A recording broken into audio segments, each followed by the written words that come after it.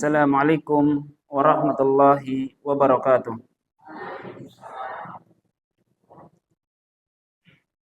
Innal hamdalillah nahmaduhu wa nasta'inuhu wa nastaghfiruh wa na'udzu billahi min shururi anfusina wa min sayyiati a'malina.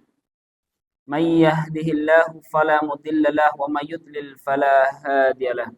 Wa asyhadu an la ilaha illallah wahdahu la syarika lah wa asyhadu anna Muhammadan 'abduhu wa rasuluh. Ya ayyuhalladzina amanu taqullaha haqqa tuqatih wa la tamutunna illa wa antum muslimun. Ya ayyuhan nasu taqu rabbakumul ladzi khalaqakum min nafsin wahidah wa khalaqa minha zawjaha wa batha minhuma rijalan katsiran wa nisaa'a wattaqullaha alladzi tasaaluna bihi wal arham innallaha kana 'alaikum raqiba. Ya ayyuhalladzina amanu taqullaha wa qulu qawlan sadida yuslih lakum a'malakum wa yaghfir lakum dhunubakum wa may yuti'illaha wa rasulahu faqad faza fawzan 'azima. Amma ba'd, fa inna asdaqal hadithi kitabullah wa khairal huda huda Muhammadin sallallahu alaihi wasallam, syarrul umuri muhdatsatuha wa kullu muhdatsatin bid'ah wa kullu bid'atin dhalalah wa kullu dhalalatin finnar. Pertama-tama mari kita panjatkan puji syukur kepada Allah Subhanahu wa taala yang telah melimpahkan kita kesehatan sehingga di sore hari ini kita masih diberi kesehatan oleh Allah Azza wa Jalla, dan semoga apa yang kita usahakan duduk kita di majelis ini dinilai ibadah oleh Allah Azza wa Jalla. Amin amin. Salawat dan salam marilah kita curahkan pada Nabi Nabi Muhammad sallallahu alaihi wasallam, pada keluarganya, sahabatnya serta pengikutnya sampai akhir zaman. Setiap manusia dikasih oleh Allah Subhanahu wa taala sebuah rasa cinta, kesukaan kepada dunia. Namun kita harus membatasinya. Ada kalanya kita harus menyetop rasa kecintaan kita kepada sesuatu yang ada di dunia. Saya sering dapat nasihat dulu, walau enggak dinasehati oleh beberapa ustadz yang mereka menasehatinya dengan cara mengisahkan diri mereka sendiri tentang dunia, terkadang tentang keluarganya. Karena saya waktu remaja itu ditunjuk sebagai yang undang ustadz, gampangannya penghubung ustadz, sehingga sering datang ke tempatnya ustadz dan ngobrol. Salah satunya dapat nasihat, walau saat itu belum nikah, namun sering dikasih wejangan tentang pernikahan atau tentang kehidupan dunia. Salah satu ustadz pernah bercerita saat dia dikasih rezeki oleh Allah Subhanahu wa taala. Biasanya kalau orang yang tahapannya sudah punya rumah, masih punya harta, dia beli motor, habis motor nopo malih? Mobil. Ini sudah tahapan dan ini biasa. Ada ustadz yang saat itu bisa beli mobil baru.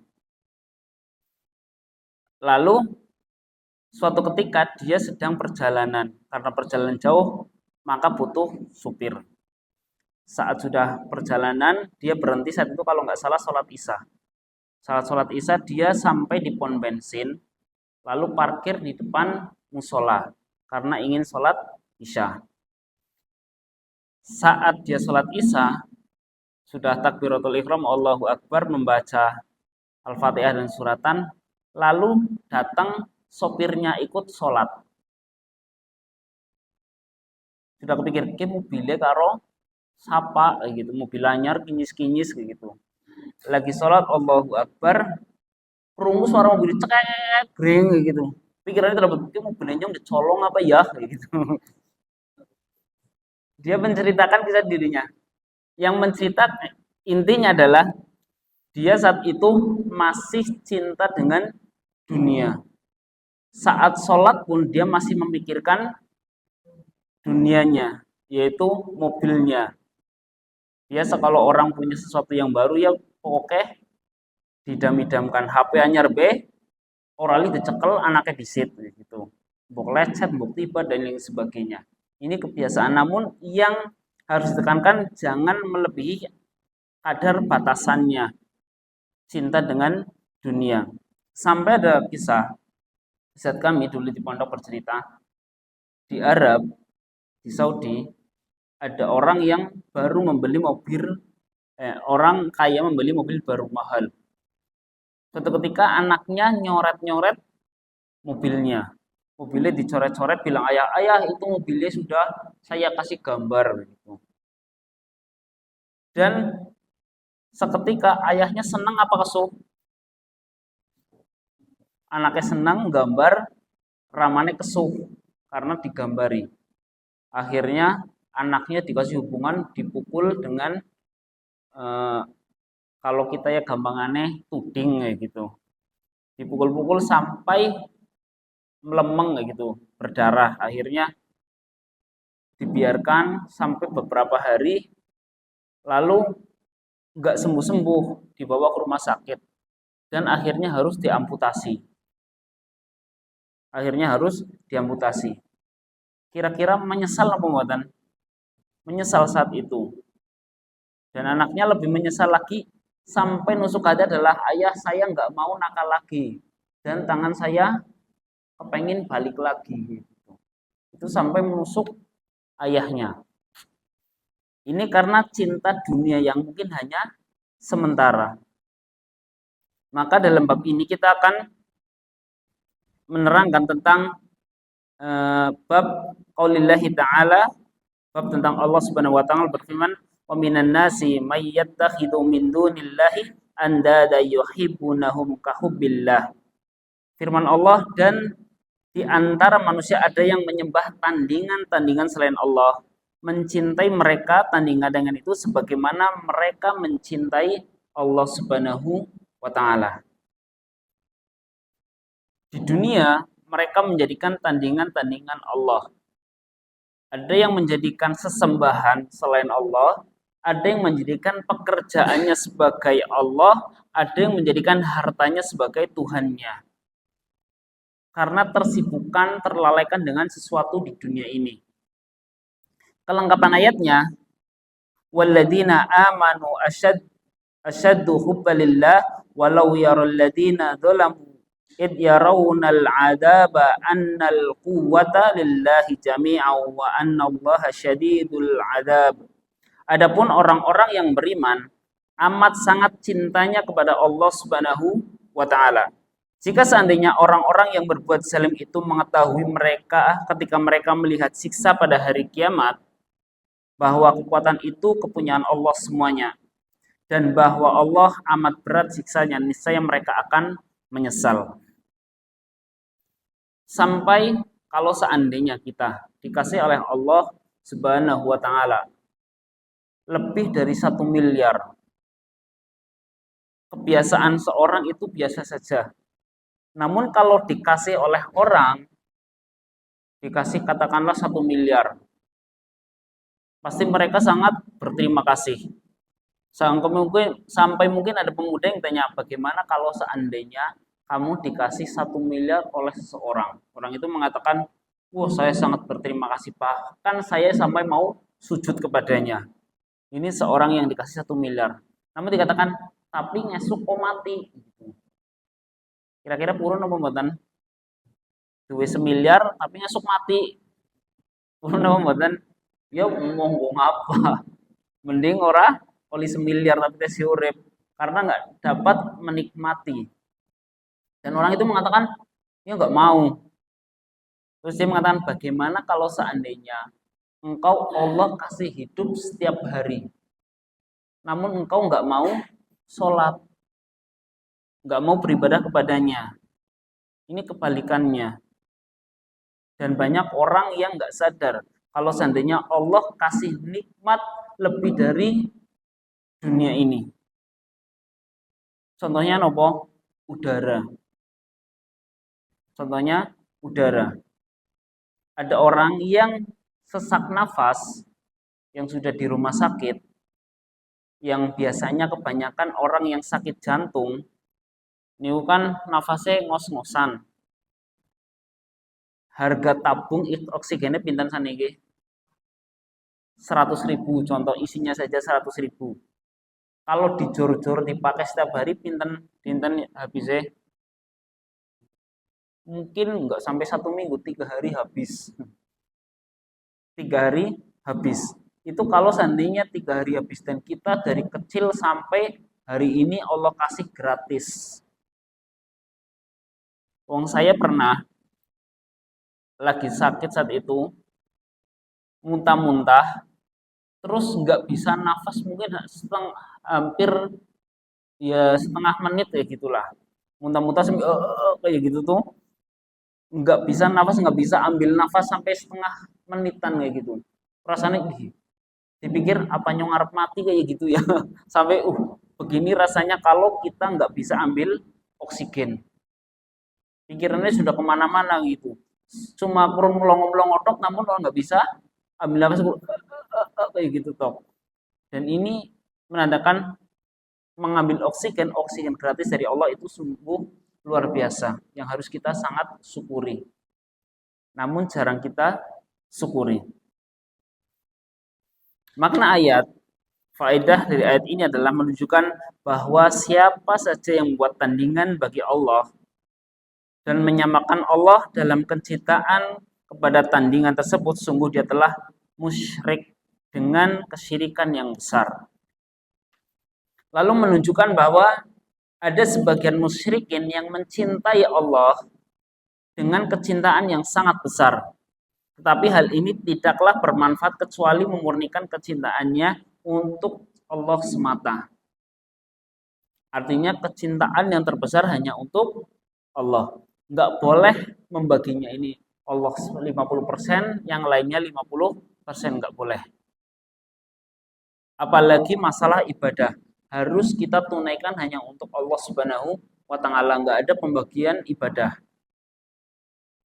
Kalau sudah dibagi-bagi, makanya ini dinamakan syirik, nggak diperbolehkan membagi-bagi ibadah. Ini untuk Allah Subhanahu wa Ta'ala, ini untuk sing borok sosini, dan ini maka nggak diperbolehkan. Wa qauli ta'ala qul in kana aba'ukum wa abna'ukum ila qaulihi ahabba ilaikum minallahi wa rasulih. Al-ayah.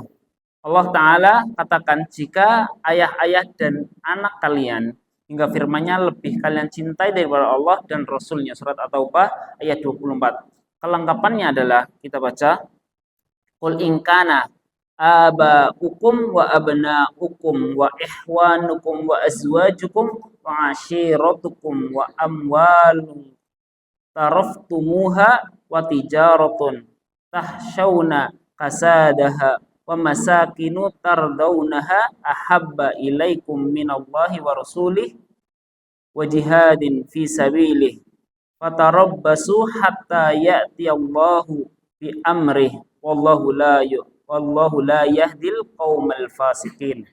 Katakanlah, jika ayah-ayah, anak-anak, saudara-saudara, istri-istri, kaum keluarga, serta kekayaan yang kalian usahakan, perniagaan yang kalian khawatiri kerugiannya, dan rumah-rumah tempat tinggal yang kalian sukai adalah lebih kalian cintai daripada Allah dan Rasulnya, dan dari jihad di jalannya, maka tunggulah sampai Allah mendatangkan keputusannya, dan Allah tidak memberi petunjuk pada orang-orang yang fasik.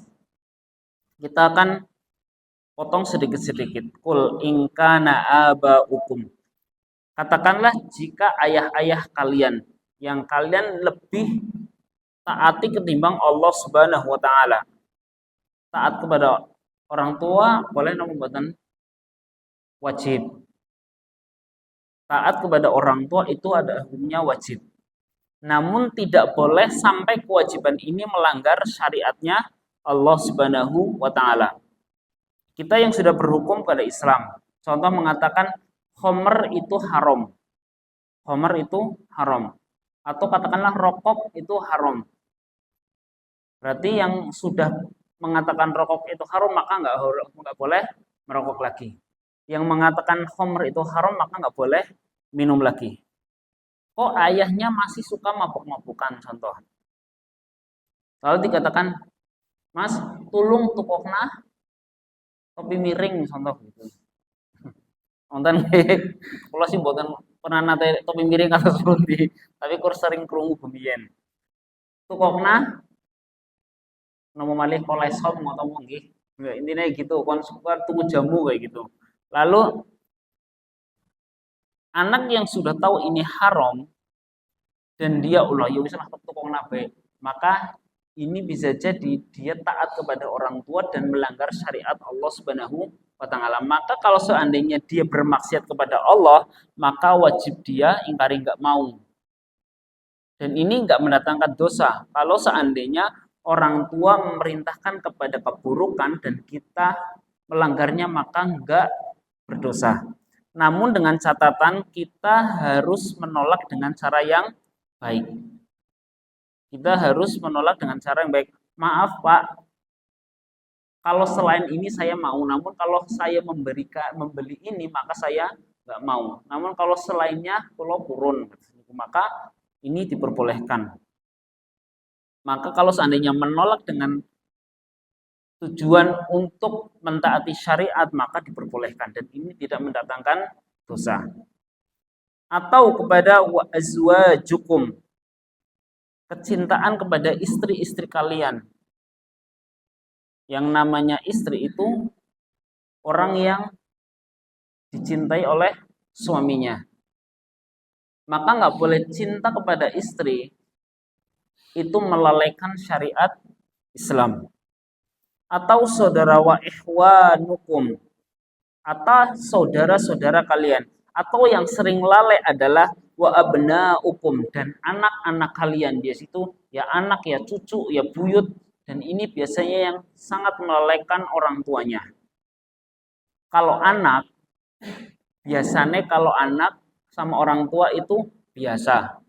Namun kalau sudah dikatakan cucu itu lebih dicintai kayak gitu.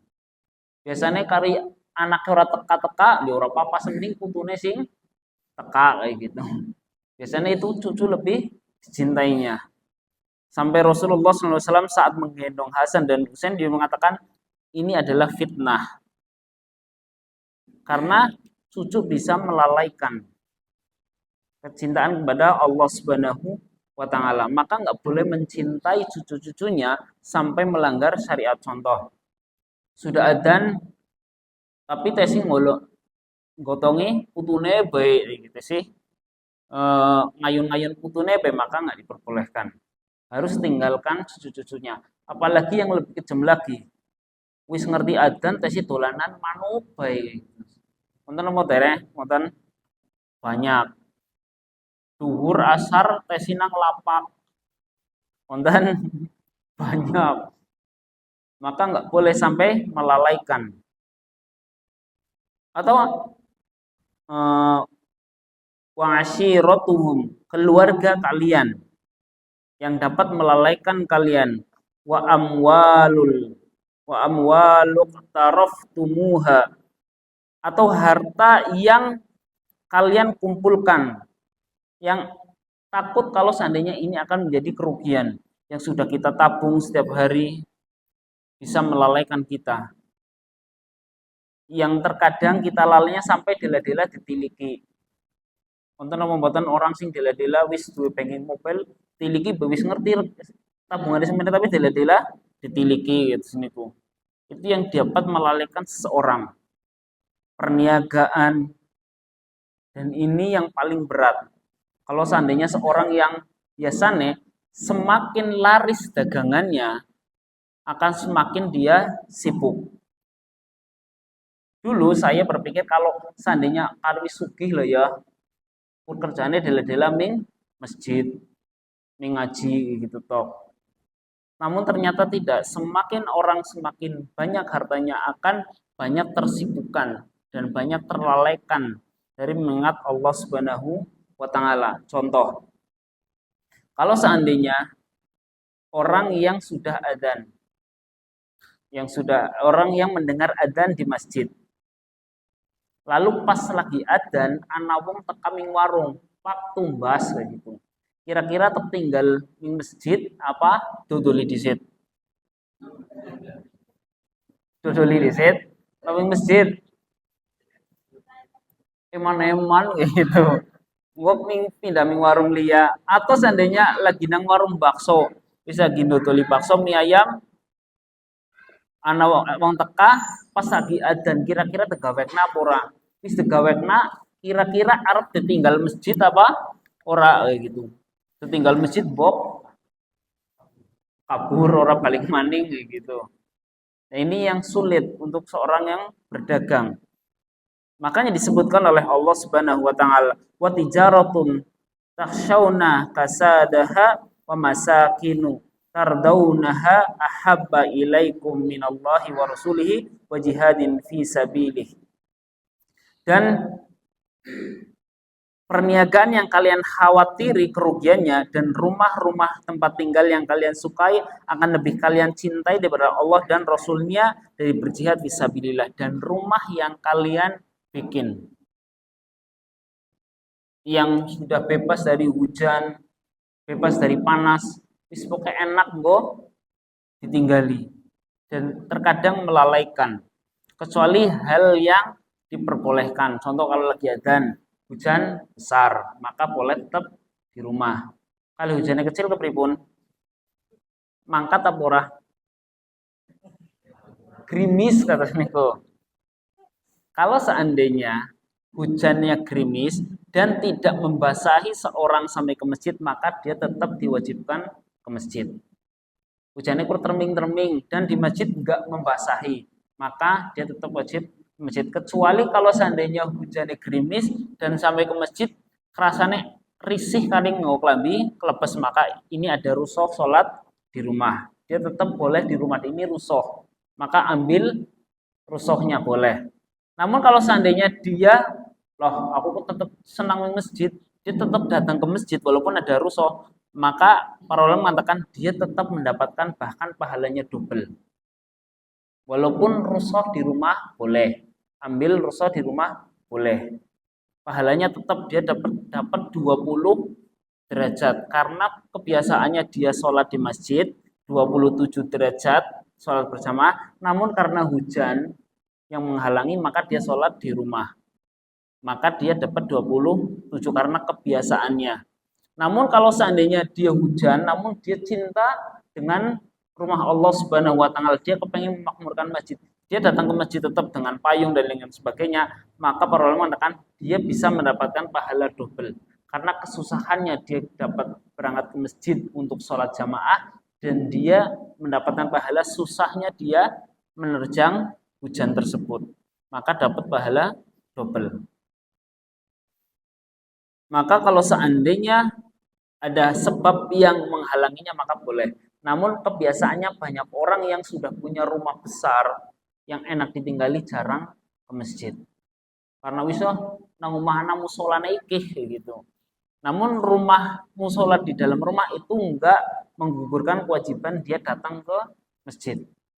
Dan hukumnya berbeda dengan seorang yang datang ke masjid. Walaupun di rumahnya ada musolanya, sholatnya jamaah tetap berbeda dengan orang yang datang ke masjid karena ada interaksi dengan masyarakat lainnya. Karena datang ke masjid adalah syiar Islam supaya datang ke masjid. Dan rumah-rumah tempat tinggal yang kalian sukai adalah lebih kalian cintai daripada Allah dan Rasulnya dari berjihad di jalannya. Yaitu sekarang nggak ada jihad berperang langsung. Namun ada syariat yang setaranya menyerupai berjihad fisabilillah, yaitu mencari ilmu agama. Ini derajatnya sama. Derajatnya sama. Sampai Imam Malik, beliau nggak pernah berjihad fisabilillah. Namun beliau pahalanya sama dengan berjihad fisabilillah karena beliau mendakwahkan ilmu dan mencari ilmu setiap hari.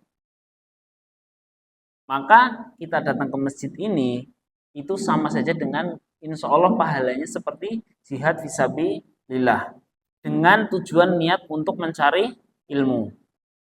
Makanya orang berjihad itu sungguh-sungguh. Sungguh-sungguh beripun. Anak orang berjihad terus ngantuk. Ngoten. lagi jihad terus ngantuk? Enggak ada. Berarti sama kalau orang niat, berarti niatnya jihad, berarti ya tetap ngantuk tapi ya ditahan kayak gitu. Ini jihad fisabilillah di jalan Allah dan tidak terlalaikan dengan yang lainnya. Enggak ada orang yang jihad terus sambil dolanan, enggak ada. Jihad dengan ngelamun enggak ada. Jagong nang ngajian tapi pikirannya nang umah kayak gitu. Jihad enggak ada, jihad ya berperang di jalan Allah menghadapan dengan musuh. Maka orang yang mendapatkan pahala jihad adalah dia yang sungguh-sungguh mencari ilmu Allah Subhanahu wa taala, tidak terlalaikan dengan hal-hal yang 8 ini. Nomor 1 yaitu dengan ayah-ayah kalian, anak-anak kalian, saudara-saudara, istri, keluarga, harta, terus perniagaan kalian dan rumah-rumah. Ini tidak terlalaikan dengan ini. Maka dia bisa mendapatkan pahala jihad. Kalau seandainya dia sedang berjihad fisabilillah dengan datang ke pengajian dan dia fokus untuk mencari ilmu. Fatarabbasu hatta ya'tiyallahu bi amrih wallahu la yahdil qaumal fasikin. Maka tunggulah sampai Allah mendatangkan keputusannya dan Allah tidak memberi petunjuk pada orang-orang yang fasik. Fasik ini kuno apa? Fasik adalah orang yang meninggalkan ketaatan. Orang yang meninggalkan ketaatan. Ini kan dikatakan jika ayah-ayah kalian, saudara-saudara, istri-istri, kaum keluarga dan harta kekayaan yang kalian usahakan, perniagaan yang kalian khawatiri kerugiannya, dan rumah-rumah tempat tinggal yang kalian sukai lebih kalian cintai kepada Allah dan Rasulnya dari jihad fisabilillah, maka tunggulah sampai Allah mendatangkan keputusannya dan Allah tidak memberi petunjuk pada orang-orang yang fasik. Allah tidak memberi petunjuk pada orang-orang yang meninggalkan ketaatan kepada Allah Subhanahu wa taala. Maka kita sebagai seorang muslim maka harus taat kepada Allah dan Rasulnya. Harus kecintaan kepada mereka yang 8 ini harus lebih kecil daripada kita cinta kepada Allah. Maka cinta kepada Allah harus lebih tinggi lagi.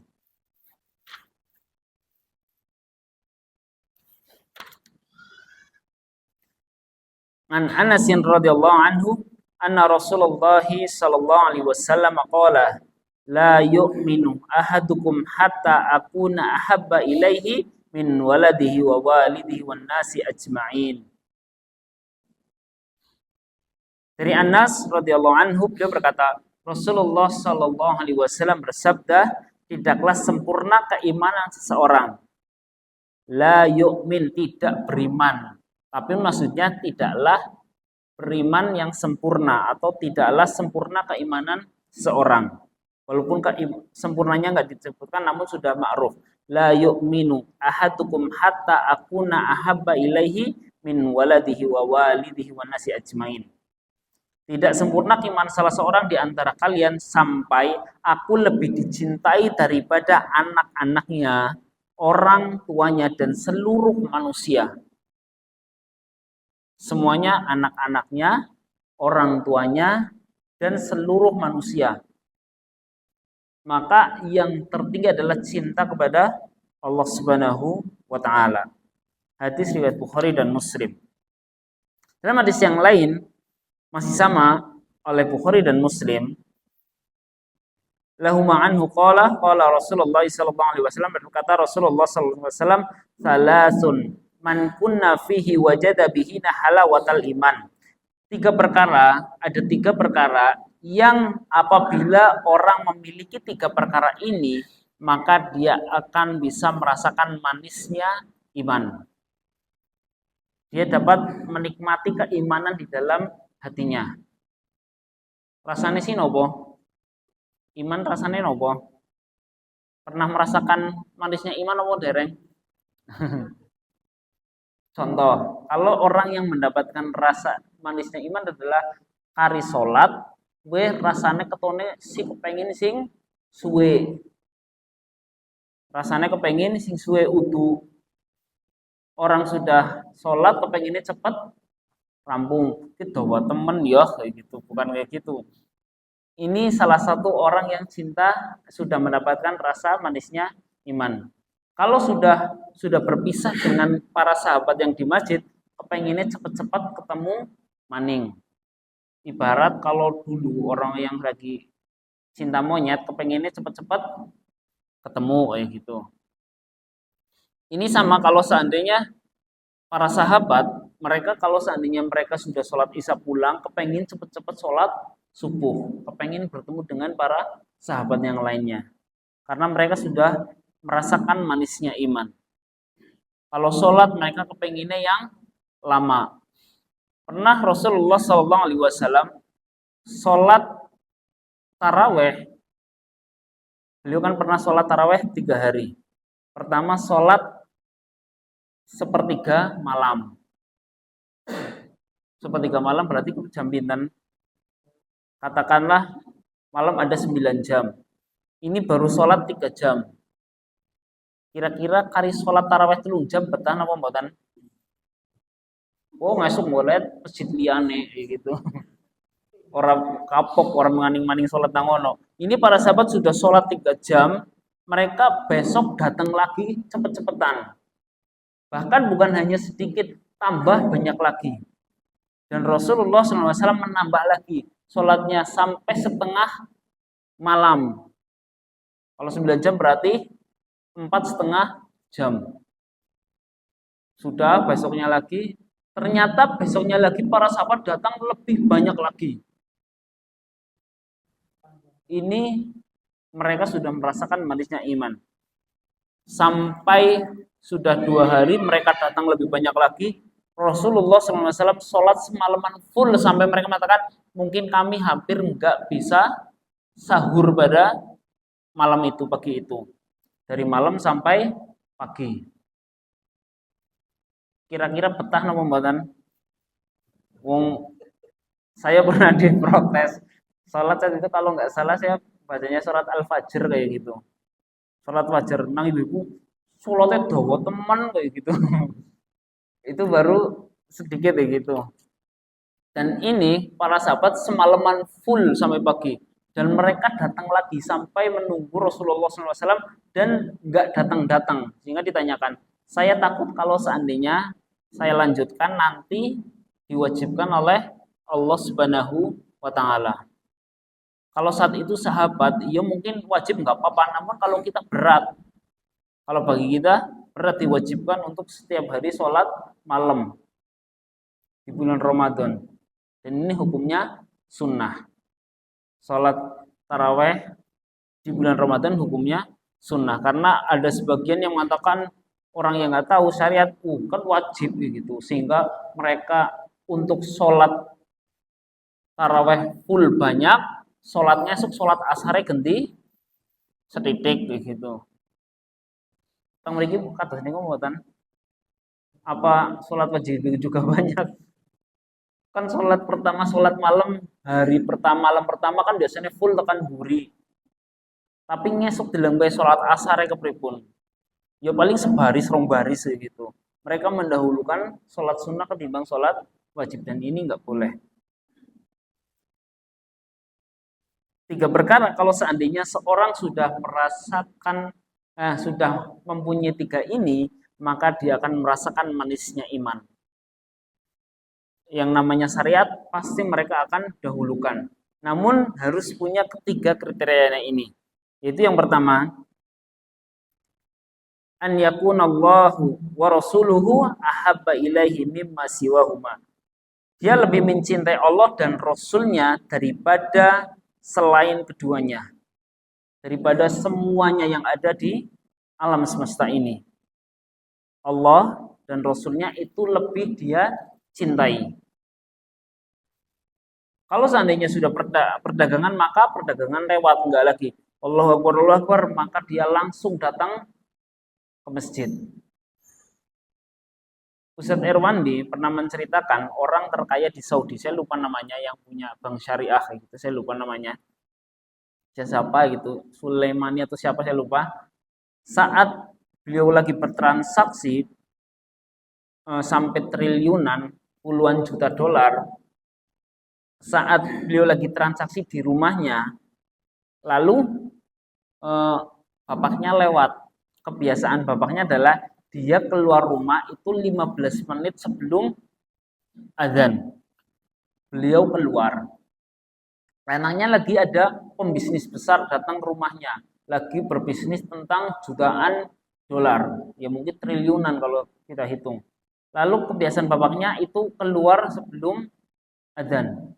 Saat lihat bapaknya keluar, dia langsung loncat sofanya dan apa jenenge pegang tangannya antar ke masjid. Dan orang yang sedang transaksi ditinggal puluhan juta dolar, ditinggal dunianya, dia tinggal. Apa jadi miskin? Enggak, dia tetap jadi orang kaya karena dia mengejar akhiratnya. Maka kalau seandainya sudah dia cinta kepada Allah, maka Allah enggak akan tinggalkan dia. Ini yang pertama. An yakunallahu wa rasuluhu ahba ilaihi mimma siwahuma wa an yuhibbal mar'ala yuhibbuhu illa lillah. Dia mencintai orang itu karena Allah Subhanahu wa taala. Dia cinta kepada seorang itu karena Allah Subhanahu wa taala. Sampai Umar Ibn Khattab ditanya oleh Rasulullah Shallallahu Alaihi Wasallam, siapa orang yang engkau paling cintai? Maka Umar mengatakan engkau, kecuali diriku sendiri. Artinya dirinya lebih dicintai. Dia tak, seandainya singar mati siapa, ya kamu disit. Mau terakhir aku. Gitu. Sehingga Rasul mengatakan enggak, itu belum sempurna. Yang sempurna adalah Rasulnya harus lebih dicintai daripada dirinya sendiri. Maka Umar saat itu mengatakan, mulai saat ini engkau lebih saya cintai. Artinya dia rela mengorbankan dirinya untuk Rasulullah Shallallahu Alaihi Wasallam dan Allah Subhanahu Wa Taala. Ini kalau dia sudah cinta kepada Allah dan Rasulnya, apalagi hartanya. Dan ciri-ciri orang yang lebih cinta kepada Allah dan Rasulnya adalah apabila dia dikasih harta, Allah kasih rizki, yang pertama kali yang dia ada pikirannya adalah ada sebagian yang harus dia sedekahkan untuk Allah dan Rasulnya. Contohlah dia dapat gaji TET, biasanya kali ibu-ibu pakai gajian, biasanya ibu-ibu kok orang kelalen pas gajiannya bapake, biasanya orang kelalen. Bapake gajiannya tanggal pira, ibu-ibu kemutan kayak gitu. Dan yang biasa dilakukan ibu-ibu kariwis tanggal semene gajiannya sing dipikir nopo? Gajian nopo utangnya disit gitu. Dan kalau seandainya seorang yang beriman, kalau ada kelebihan rizki, kira-kira gaji akeh, maka yang dia dapat rizki dari Allah Subhanahu Wa Taala, dia pikirkan adalah sebagian saya akan kasihkan kepada Allah Subhanahu Wa Taala, entah untuk bangun masjid, entah untuk infak di masjid, entah untuk orang lain. Intinya dia keluarkan untuk Allah Subhanahu Wa Taala. Dan dia mencintai seseorang di masjid, dia mencintai orang di luar masjid, itu karena Allah Subhanahu Wa Taala. Maka kalau seandainya seperti itu, maka dia berteman harus pilih-pilih. Berteman harus pilih-pilih. Jangan asal duduk dengan orang. Artinya kalau seandainya kepengin punya teman yang baik, maka dia harus pilih-pilih. Ya bukan harusnya pilih-pilih, plus nyongor pura cerita karo kayak enggak. Kita boleh duduk sambil ngopi dengan orang lain. Namun yang menjadi teman akrab adalah orang-orang yang beriman. Contoh orang yang beriman, kalau sudah adzan maka dia imutan yula habis masjid wis adzan. Beda kalau orang yang enggak pernah sholat, arep adzan arep ora tetap jagongan. Maka kalau seandainya ada teman seperti itu, maka lebih baik kita tinggalkan. Cari teman orang yang duduk saat adzan mereka bubar. Dia meninggalkan duduknya menuju Allah Subhanahu Wa Taala. Ini kalau memilih Allah dan Rasulnya, mencintai teman karena Allah dan Rasulnya. Wa an yakroha an ya'uda fil kufri an qadahullahu minhu kama yakrahu an yulqa finnar. Dia tidak suka kalau seandainya dia kembali kepada agamanya seperti dia akan dimasukkan ke dalam api neraka. Ini kan kedudukannya saat itu Rasulullah SAW sedang berbicara dengan para sahabat yang kebanyakan mereka dulu adalah orang-orang kafir, supaya mereka enggak kembali lagi kepada kekafiran. Maka orang yang akan mencintai merasakan manisnya iman salah satunya adalah dia nggak kepengen kembali lagi kepada agama yang dulu. Kalau diilustrasikan kepada kita adalah kita nggak kepengen lagi kalau kita sudah jihad, kita sudah sunnah, sudah mengenal sunnah, nggak kepengen lagi kepada kejahilan. Dulu kalau seandainya dangdutan senangnya joget-joget, itu wonten pembuatan zaman SMA itu kan kayak tahun baru ya, mengalun-alun kayak gitu. Yang tas jogetan nonton gitu, kalau sudah mengenal sunnah nggak pernah lagi, maka jangan kepengin kayak kue maning. Lah tahun baru lah ning alun-alun maning lah, karena dangdutan maka nggak boleh. Atau kalau seandainya dia sudah mengenal sunnah, maka ada kemaksiatan, maka dia ngembul, maka nggak boleh. Sudah tahu ini kemaksiatan, dia melu-melu delang kayak gitu, maka nggak boleh. Ini kalau sama saja dia kembali lagi kepada kekufuran. Maka kalau seandainya seorang yang kepengen merasakan manisnya iman harus mempunyai tiga ini. Allah dan Rasulnya lebih dia cintai. Dan dia mencintai orang karena Allah Subhanahu wa taala, dan dia tidak ingin kembali kepada kekufuran, seperti tidak inginnya dia masuk ke dalam api neraka. Mungkin ini saja, sekian dari saya. Bila banyak kesalahan saya minta maaf sebesarnya. Saya akhiri dengan doa majelis. Subhanakallahumma bihamdika asyhadu an la ilaha illa anta astaghfiruka wa atubu ilaik. Assalamualaikum warahmatullahi wabarakatuh.